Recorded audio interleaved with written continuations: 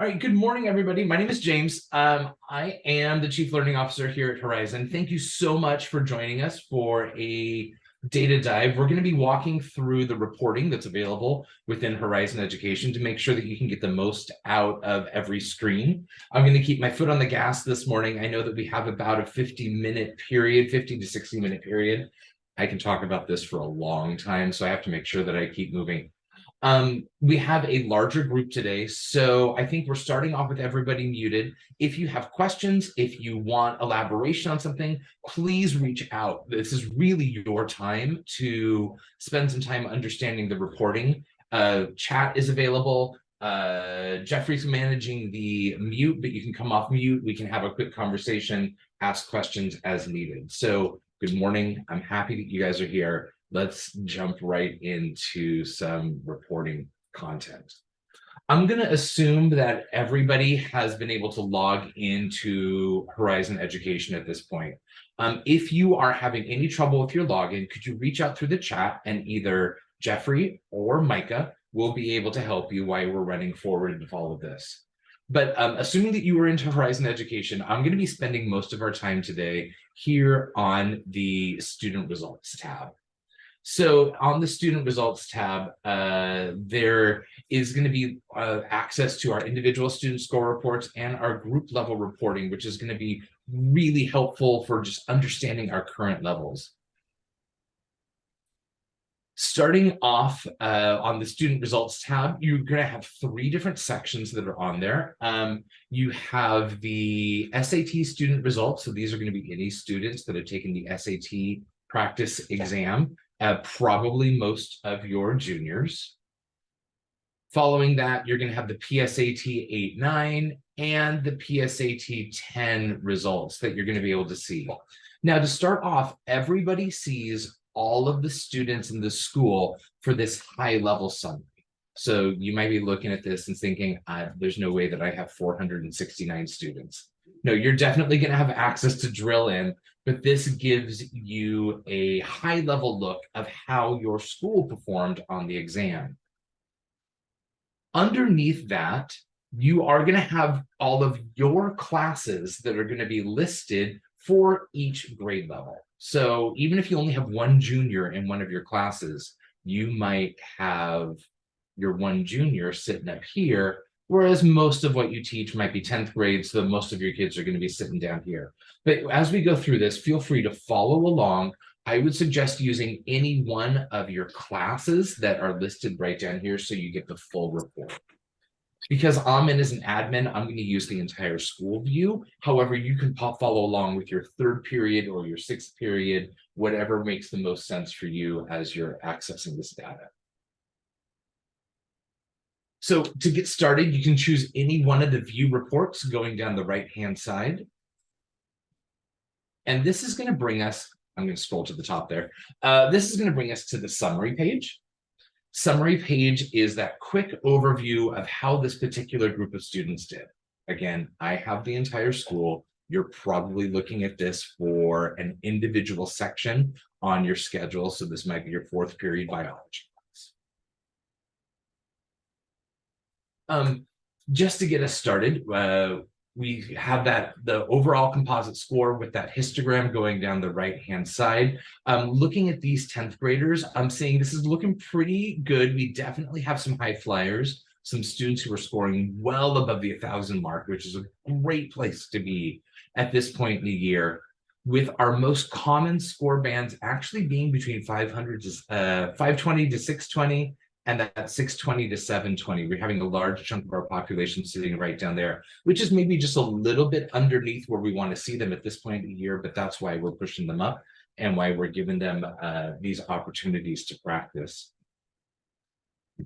I am sure that we have all subject matters in the room right now, but if any of you are ELA or math teachers, you probably saw firsthand how the SAT has changed over the summer, and the PSAT assessments have changed. And so our students are probably just going to need a quick adjustment to get used to the new pacing and question rigor expectations for the assessment. Continuing down, this is where you're going to be able to see your breakdown for your reading and writing and math. Obviously, no matter what subject matter you teach, you get to see the results from the entire test. So even if you are a math teacher, you do have access to that reading and writing score, so you can kind of monitor your student progress. And you're also going to see here the benchmark scores are going to be called out. So benchmark score for the PSAT 10 is set at 430. That is set by College Board. So we are well within striking distance here. What is that, a pickup of 55 points? That's a pretty reasonable amount of annual growth. So there's a good chance that we can see our average score reach up to very close to, or maybe even touch benchmark, which would be fantastic news. Benchmark is a little bit higher in math. It always is for the College Board assessments. And so that gap is just a little bit bigger, but we are seeing a good number of students who are already clearing that benchmark score.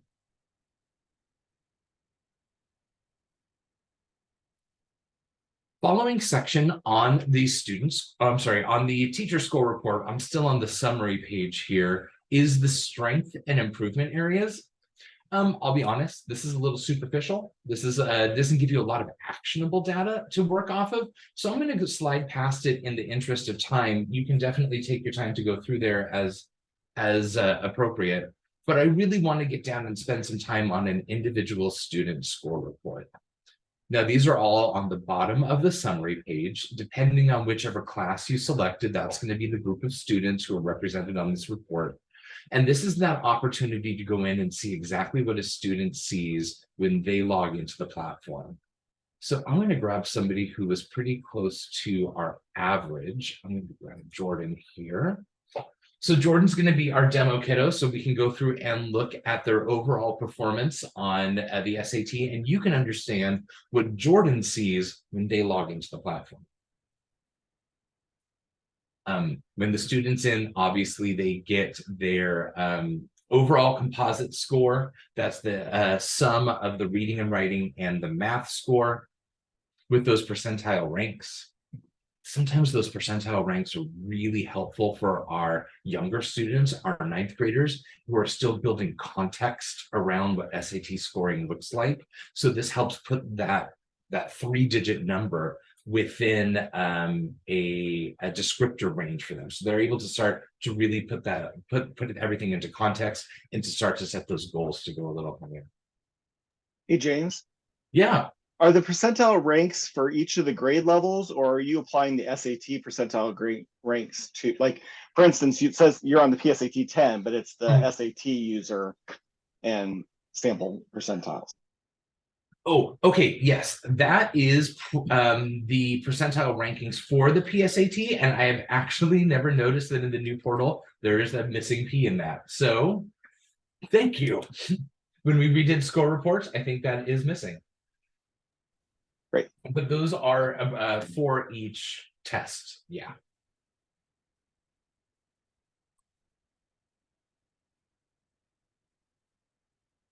Okay, after the section scores on an individual student score report, the student gets their top 5 opportunities. These are going to be 5 areas where the student can still show a lot of growth within their score reporting. So it's a combination of how they performed and what's heavily assessed on the assessment. So every students are going to be at different top 5 opportunities.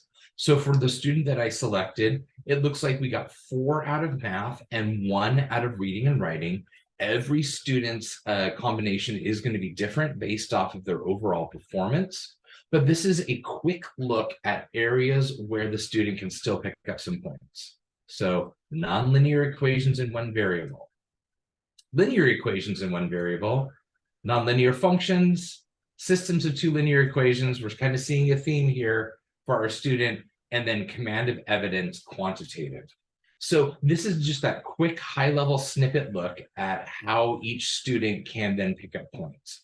And this kind of drives the funnel, this drives the process of goal setting and analysis with the student, because we start with our high-level scores, and then we get this quick blurb about areas where we can improve. And that leads us right into the subsection details. The subsection details are a very deep look at how the student performed in each content area. So reading and writing, not bad.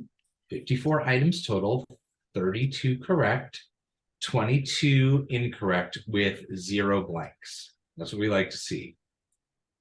But within there, the student's able to get in and do a little bit of a deeper dive and understand how they performed on all of these different subsections as laid out by College Board.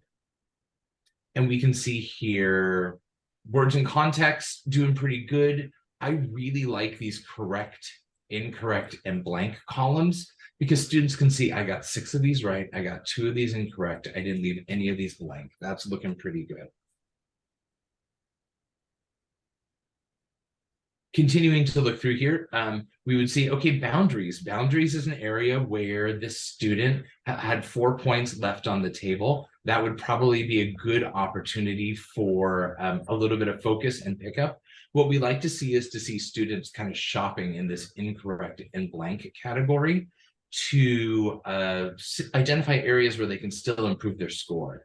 I know this kiddo had a lot of areas of focus within math. So looking over here, this is number 1 of their top 5 opportunities, nonlinear equations in 1 variable. Got 1 right, got 5 incorrect, 0 blank. So this is why this is showing up as a top opportunity, because there's still those 5 points left on the table. And so that's obviously an area where we'd want the student to focus, because that's going to be where they can continue to show score improvement. I'm in it, but I'm. So we can see here the topics that kind of gives that student that opportunity to look at their overall performance, call out areas where they picked up a lot of points and areas where there's still some points that were left on the table. I think this was another one of those opportunities, the systems of 2 linear equations in 2 variables, 0 correct, 3 incorrect. But that kind of drives the student even further down. They might be thinking, I don't even know what this means. Systems of 2 linear equations and 2 variables. Again, continuing down, we're getting more and more specific. Now students are able to continue to go through the items. Mary, I'm going to go right back and help you in just 1 second. Students are able to go down and see their individual responses to every single item and how those items are aligned to the topics. This is one of those topics the student wanted to look at. Nonlinear equations in 1 variable. Nonlinear equations in 1 variable. We've got a couple of those topics showing up here where the student was struggling. And that kind of allows the student to use probably the number 1 most valuable page that we produce, which is right here. View questions and correct answers. So I'm going to do that one again. And Mary, I'll be going back to pick you up in just 1 second. Continuing down on the student score report, this button here, this view assessment questions and correct answers, probably the number 1 most valuable thing that we produce. Because what it allows students to do is to go back and actually review the items that they missed. And so the students are able to use these 2 pages in concert together. So if the student says, I don't know what this means, right? I know that I need to work on this category. I don't even know what those items look like. Number 6. So we can go down here and we can look at number 6. And now the student is starting to be able to, with intention, review these items and understand opportunities for improvement. So when the student gets it right, it's marked in green. When the student gets it incorrect, it is marked in red, and the correct answer is highlighted in yellow. And great example here, because we can see both a multiple choice and a constructed response item. So this is probably one area. This is how we can turn this into an actual learning activity. If the students just take the test and then they look at a score and move on, it's kind of a summative drive-by experience. But with this, you're going to be able to get in and actually talk about items, talk about strategies with each group as needed in order to help them start to close some of those gaps. I've seen a couple of things that teachers have done with this activity, they have asked students to go through and do an error analysis, where go through and write down all the items that you got incorrect. Don't tell me the right answer. I already know the right answer. But give me a quick blurb. Why do you think you got this one wrong? I made a calculator error. I was running out of time. Still don't understand semicolons. Whatever the case is, students are going to be able to give that little reflection and get that opportunity to think about their potential mistakes. Also, you're going to be able to log in. I'm going to show you the screen where you can kind of determine some strengths and weaknesses for your group. And you might say, pull up this. I know the 7 items that I really want to go over because period 3 really struggled with those. We're going to review those right now. And that gives you the opportunity to talk aloud, to model, to explain your thought process and how to attack some of these new items that are really challenging for students, and gives you that chance just to reteach. I want to show you what the ELA one looks like.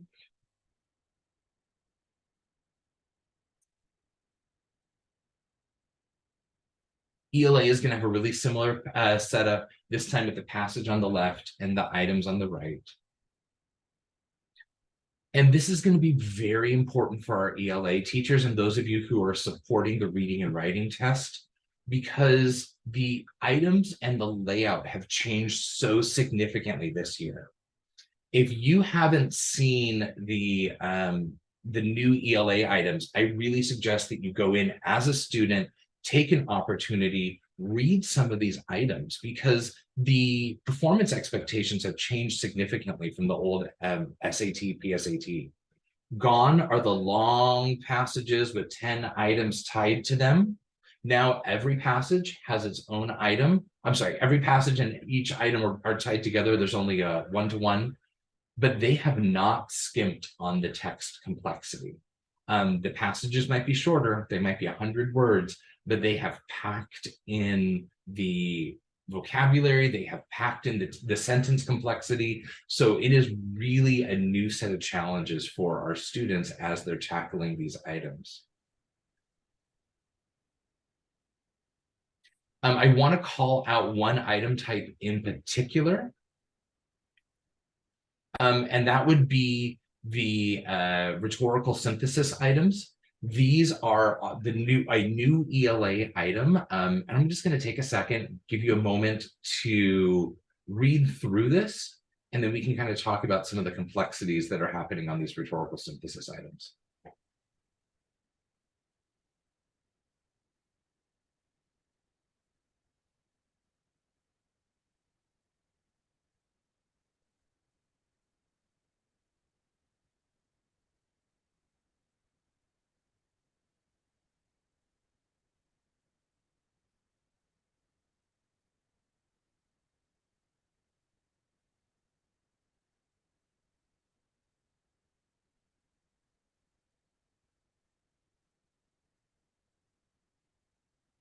So these rhetorical synthesis items are obviously brand new. I have my opinions on the standardized testing in general, but what I can say is that College Board did a fantastic job in designing these new item types. This is a multiple choice item that really does require synthesis. It requires students to take a bunch of information and assemble it together to connect specifically with an author's purpose. You can see here on these answer choices that they're all accurate statements. All 4 of your answer choices reflect the bullet points correctly. So we just can't go through and find incorrect statements or incorrect facts in limiting answer choices. Yeah. But really, selecting the correct answer all hinges on what the student wants to do. The student wants to argue that they are simply more than clowns. And so selecting the correct answer becomes selecting the item that matches the author's intent. I'll show you a different, oops, gotta go the other way. The student wants to summarize the role of ribosomes in synthesis. And so selecting those correct answers is really coming down to understanding what the author's trying to do and then putting together the facts into a sentence that really does connect. I wanted to take that moment to go through this new item type because they're difficult. They're really challenging our students. We're probably going to see that show up in the data in just a little bit. However, it's going to be really important that we give students additional opportunities and explicit instruction in how we're going to tackle these, or it's going to be a challenge for them to pick up these points in the actual test. Can I answer any questions about the rhetorical synthesis or what the students are able to see on their student score report?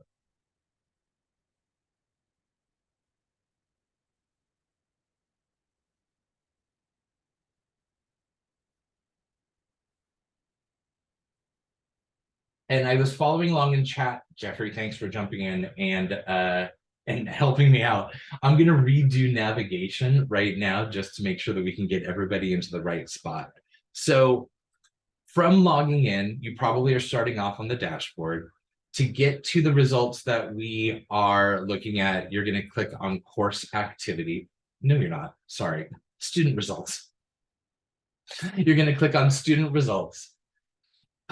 Everybody is able to see all three assessments, just the overall scores. So it starts off with the SAT, but if you don't have juniors, you're going to scroll past that.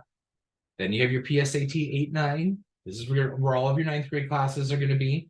Then you have your PSAT 10, which is going to be where your 10th grade classes are. Underneath each one of those, you should see all of your classes. And then any of these view reports on the right-hand side is going to allow you to see that student group.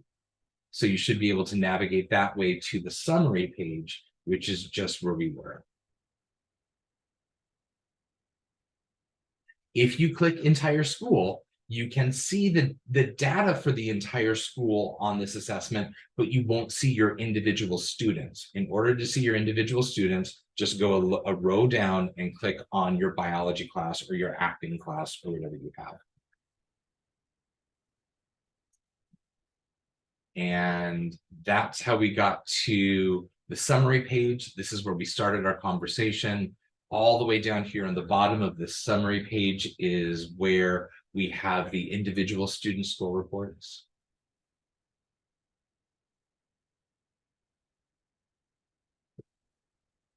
And I'm going to then go on, sorry, just keeping up in chat. I'm going to go on and take a look at the subsection details. This is going to be where the teachers are probably going to be able to dive in and get the most out of class level reporting. So here I'm going to toggle over to the subsection details. And subsection details are going to be your breakdowns for your ELA and for your math assessments. First thing you're going to notice is that you have 2 toggles here. I'm sorry, you have 6 tabs for your 2 subject matters. The math all represents how your group of students performed on the first half of the math test. As you guys know, your students took an adaptive test. All of your students got the same first half of the assessment. How they performed on the first half of the assessment determined if they got the easier problem set or the harder problem set for the second half of the assessment. So you had 445 students who all took the first half of the test, averaging 10.2 correct, averaging 11 incorrect out of 22. From there, you can click on the math easy section, and it looks like 321 of those students were routed towards the easier form. So this means that on part 1, it's a mix of easy, medium, and hard items. Once students get routed to their part 2, the easy is a mix of easy and medium items. And the harder part 2, we should have about 100, there we go. About 100 students, these are going to be a mix of medium to hard items. So one of the first things that we are noticing here is that with this new adaptive format, if students aren't hitting the threshold to get routed to the harder problem set, if the students are served the easier problem set, their score is kind of capped out. So we've been looking at data, we're actually running an analysis right now with about 13,000 students worth of data, looking at some distributions. We're seeing that those students who did okay on part one, but got routed to the easy part, they're getting capped out. The highest score that they can get in these sections are right around the 500, 550 if they're routed to the easy test. And so that is really causing a shift in our scoring, because with the new scoring model, students can answer a whole bunch of easy problems right, but that does not boost their score as fast as answering a couple of hard items correct. So with this new model, we kind of have to retrain our students and re-talk about strategy. It is so important that the students do their best in part A, so they're able to get to those harder items in part B, and that's really where we can see score levels increase. Just looking at the distribution here in the reading and writing section, again, about 456 students took the first half, followed by 375 going for the being routed towards the easy, and about 70 students getting routed towards the hard. So you can see where that split is happening. Continuing down on this page, you're going to see that this layout looks kind of familiar. This looks just like the individual student score report, but now this is rolled up for all of our students. So we're seeing this for 456 students. And we can see here within these score categories, this is really where you as a teacher are able to go in and kind of determine where third period or where all of your biology students are going to land and where some possible areas of focus might be. Like looking at this right now, cross-text connections was a little bit more difficult for this group of students. Remember, these are those items where you're given two short passages and then the question is asking about the relationship between the two independent passages. Always a difficult topic for our readers, so I'm not surprised that that's a little bit low. And again, I'm not surprised. Rhetorical synthesis, your second lowest percentage here, those are those new item types that we were just looking at. So they're new for our students. They require a high level of thinking, and they're obviously something that we would want to focus in on. So this gives you that same breakdown, allowing you to see exactly how your group of students are doing. Otherwise, a lot of these percentages are looking really solid for this time in the year. Following that, you have your standard item analysis where you're able to see answer distributions for all of your group of students. I have one more thing I want to call out for our ELA teachers. How many of the ELA teachers are aware of the defined order of items on the new test? We've never had this before on the ELA assessment. Now, the items are always going to come in the same order. So the first items your students are going to see are always going to be words in context, followed by the text structure and purpose, followed by the information and ideas section, which is your central ideas and your command of evidence items. Then comes the grammar section, form, structure, sense, boundaries, then transitions and rhetorical synthesis. So that's going to be the predictable order of items. Now, the number of items might shift. Like this form only has 1 inferences. Next time there might be 2. Next time there might be 4 on boundaries instead of 3. So the number of items in each category will shift around, but they will always come in this order. So this is part A. When the student goes and does part B, it's again going to follow this predictable order. So we have way more structure and organization in the ELA test than we've ever seen before. In math, I'm going to switch over to math really quick. Thinking about that, that content, the items are not in a predictable order. That's never been something that's been on the SAT, and that's not going to be here, but they are going to be ranked in relative order of difficulty. So the first couple of math items are always going to be some of the easier items, and we're seeing linear equations in one variable, usually one of those really basic topics that we want students to perform really well on, which they did.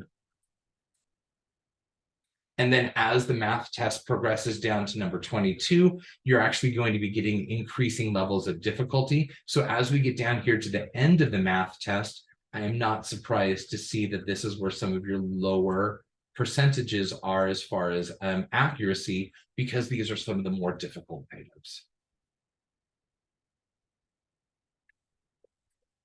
This gives us a chance to talk about probably the second most valuable page that we produce, which is the view question and answer analysis. Now remember, we're on a teacher page.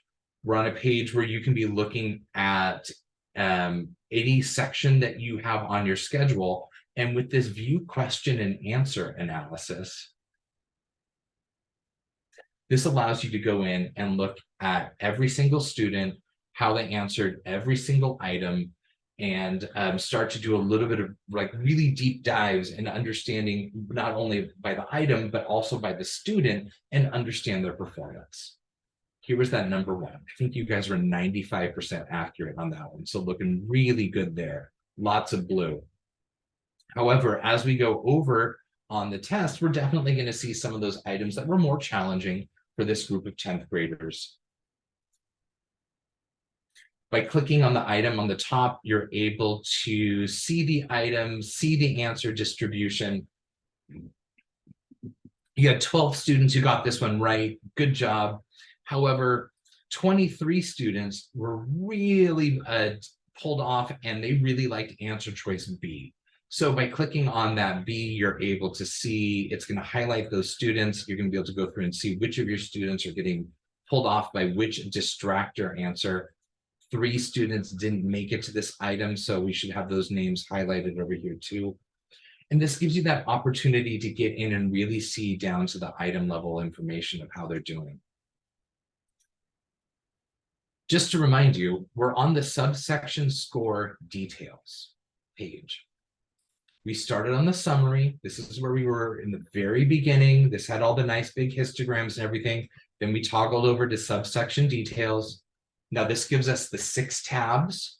And for each one of those 6 tabs, you can scroll down here and do the view question and answer analysis. So you'll do this for part A, the part that everybody did. Then you can do just the easy items and then just the hard items. You'll have 3 different versions of this for your 3 different tests that were given to your students.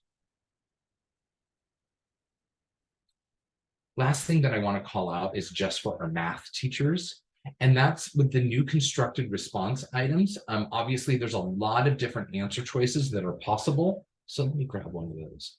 Any of these that have the little R in there, that's response 1, response 3. So we can get in here, we can see what the correct answer was. It looks like 6 of your students got the correct answer here, but 12 of your students thought that the correct answer was 45. And these, you can see that there's a lot of responses going over here because there's an infinite number of incorrect responses to this type of thing. But by clicking on some of these first ones, you're going to be able to see maybe where the most common patterns of mistakes were and see some of those student responses all the way over. This is also a trend that we're seeing. It seems like when we get to constructed response, students are more likely to skip and leave it unanswered.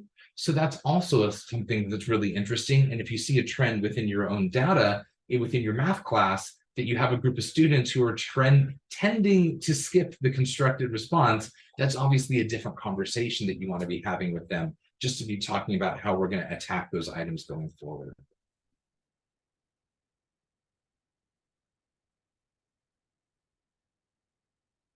Okay. Following along, just making sure we're all there. Mary, did we get you caught up and you got to the report that you wanted to see? We can see it's going to look very similar for the reading and writing. I think I got there. Good, good. And again, lots of blue. Very happy to see the amount of blue that we're seeing. And when a student doesn't answer or maybe runs out of time, I just want to call this out. The when a student has no response to an item, the square is white and it has the little dash. And that's sometimes really helpful for when we're looking at a student performance and we can see maybe when they ran out of time. So we can start talking about time management.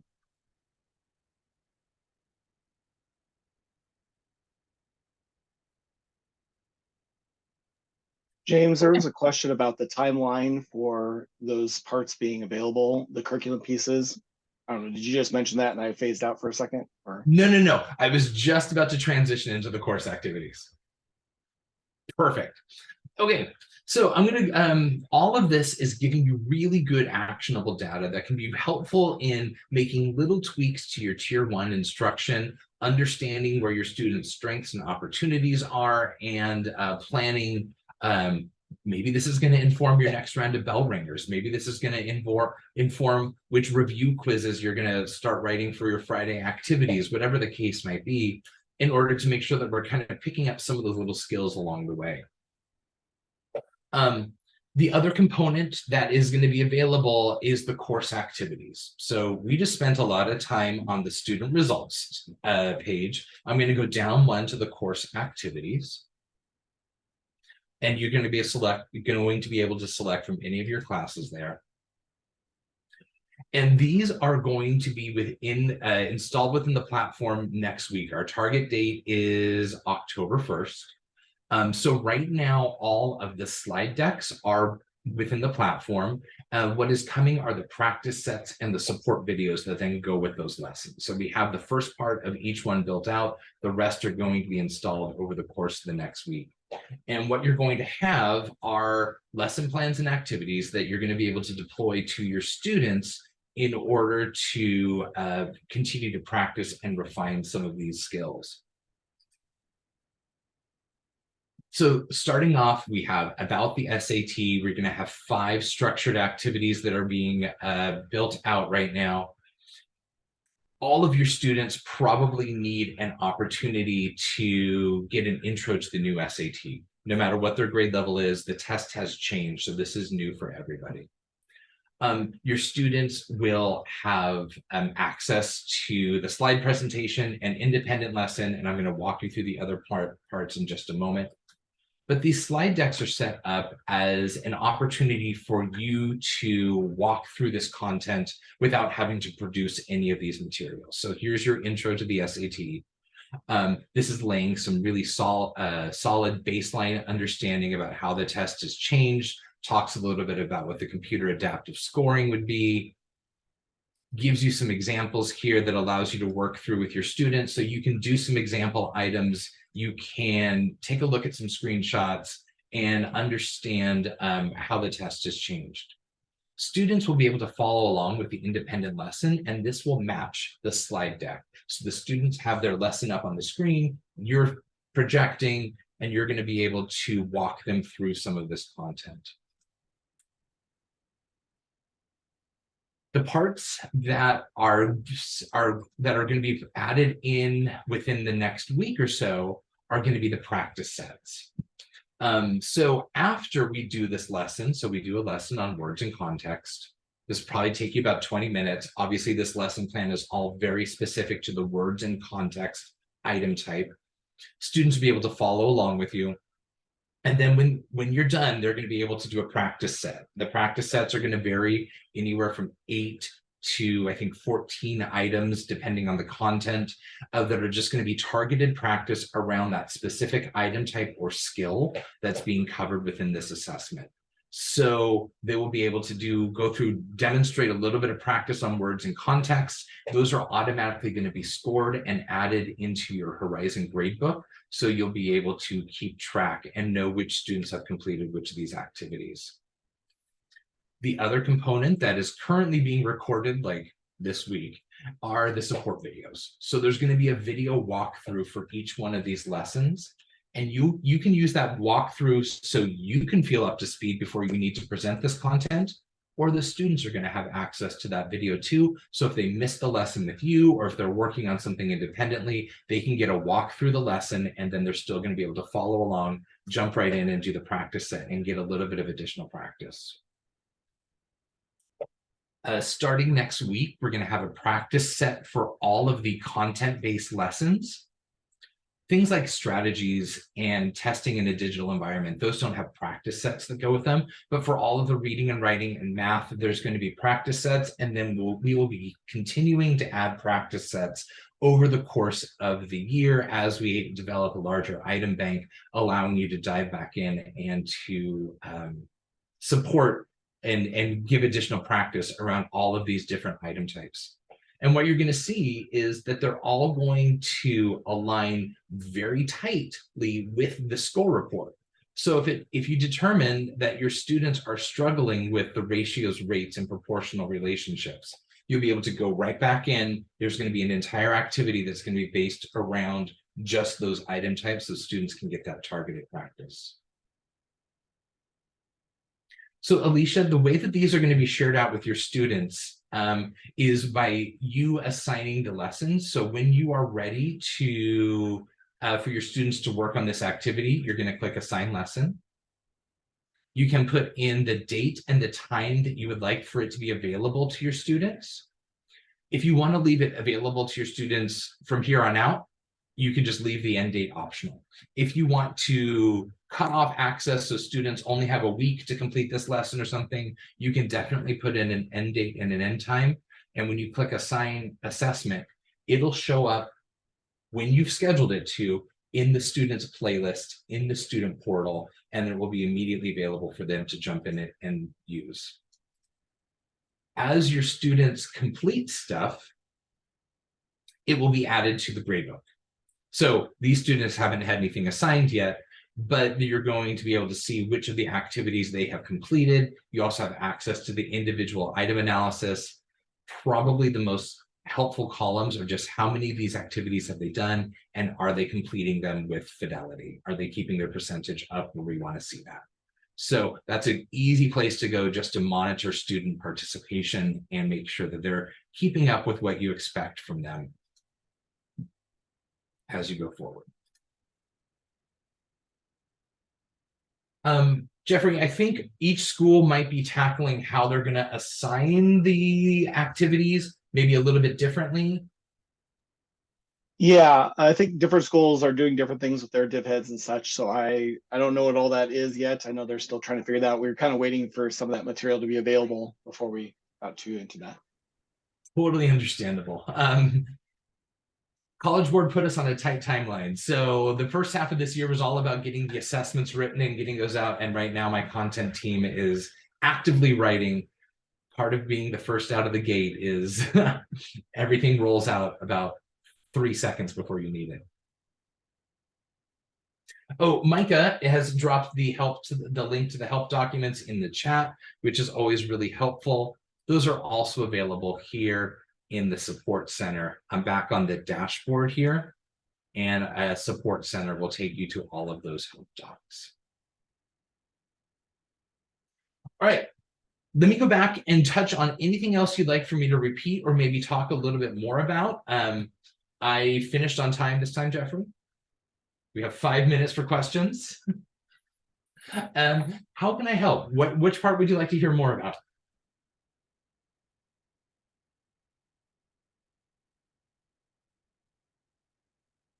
And feel free to come off of mute if you'd like to just ask a question, or if you'd like to dive into a specific item type that's maybe brand new.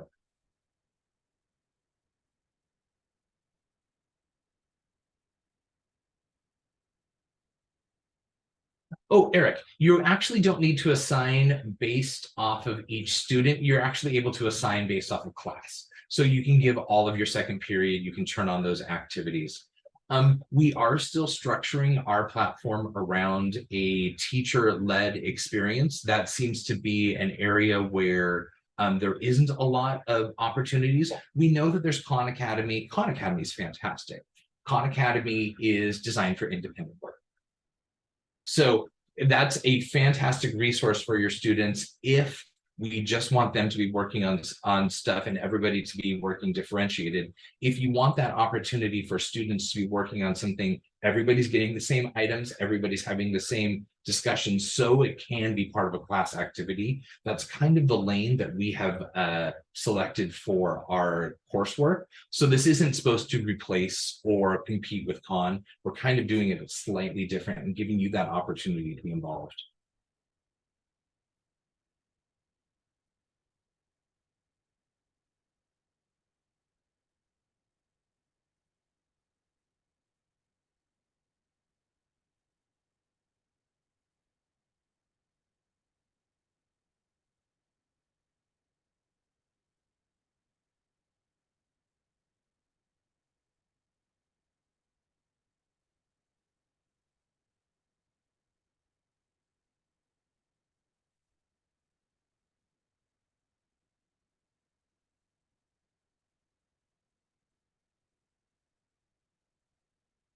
Well, we are always available to answer questions. I will hang out as long as people have additional questions, or if they'd like to go back through any of the reporting, I can definitely slow down and take my time.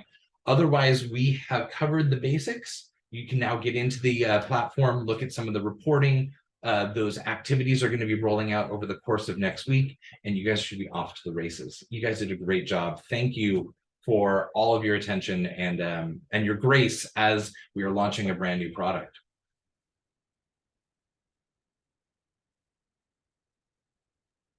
Thank you. Thank you.